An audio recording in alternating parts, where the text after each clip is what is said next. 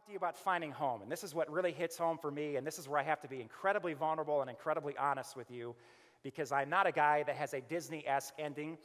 I'd encourage you to come watch the film tonight, because you'll find that some of the greatest discoveries we make in life are what we find while we're searching for something else. Part of my story involves trauma, and I wouldn't have been able to identify that or associate with that unless it was for the whole movie Finding Noah. Let me explain. So every year, we have a military detachment that's with us, whether it's a Black Ops Vietnam individual, and you'll see him in the video tonight, Cowboy, good friend of mine, or we might have a Navy SEAL with us or an Army Ranger. Every year it was different, but we had a military detachment with us for security reasons. And these guys were getting into my story. And I thought, you know what, this whole PTSD thing, it only is for combat people and, you know, for guys that have had to really just go through it. And as I began telling them my story, they're like, dude, you got what we got. In fact, you look just like us. We're looking into your eyes, and you've got that 2,000-yard stare, and you're not home. We don't know where you are, but you're not home. In fact, you remind us of ourselves. We came off the battlefield, and the battlefield followed us, and we tried to get back into our homes, and we tried to reconnect with our wives or our girlfriends or our children, our parents, and we are unable to. And it kills us on the inside, because we know that we're not able to connect on a deep level with other humans, because we feel like there are parts of ourselves that are frozen. Let me give you a couple of images here to connect the dots. Trauma, if you've watched the Chronicles of Narnia, was written by C.S. Lewis, one of my favorite authors, who also was a highly traumatized individual. Essentially grew up as an orphan, so his characters are all orphans. Went to World War I, which was probably the most hideous experiment against humanity ever devised by man. All of this technology, all these mechanized ways to murder mass amounts of human bodies all at once came into that war. From chemical warfare to flamethrowers to planes and tanks and machine guns. And so now we have a way to kill a lot of people really quick. So he's highly traumatized. He comes out of World War I. He was in an artillery unit. He takes some shrapnel. He gets back home. He starts writing, but the guy next to him in the same artillery unit is blown up into a red mist. He's not there anymore. There was a body there, but nobody's there. So he's got all this trauma. Now, I don't know if he intended to do this, but I want to just put some God goggles on you for a moment. Go ahead and watch and read the Chronicles of Narnia.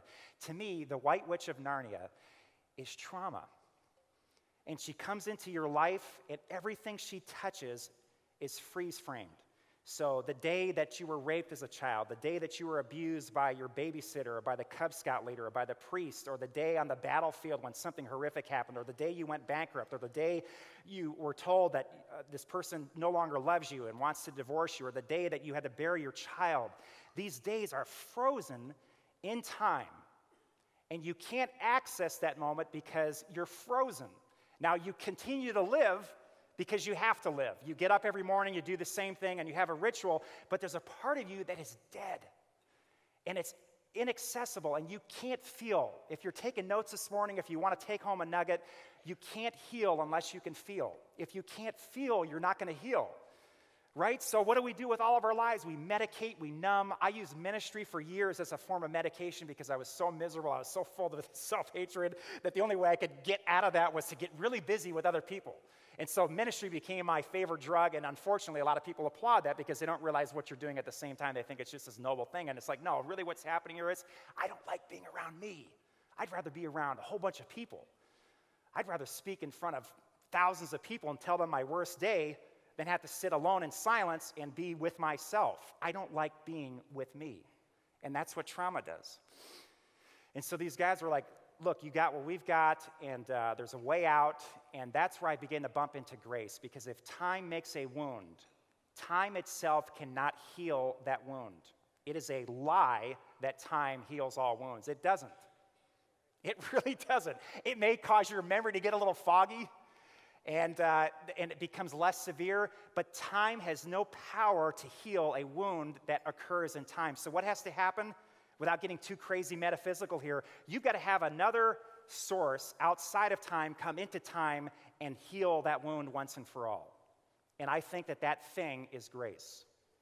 And I think that grace is God's biggest and best and brightest and boldest idea because it has the power to change the world. That's what grace does. It's God coming into your mix. It's God coming into your life, and it's like water. It goes down to the lowest point, and it meets you right where you're at, and it touches those leprous parts of yourselves.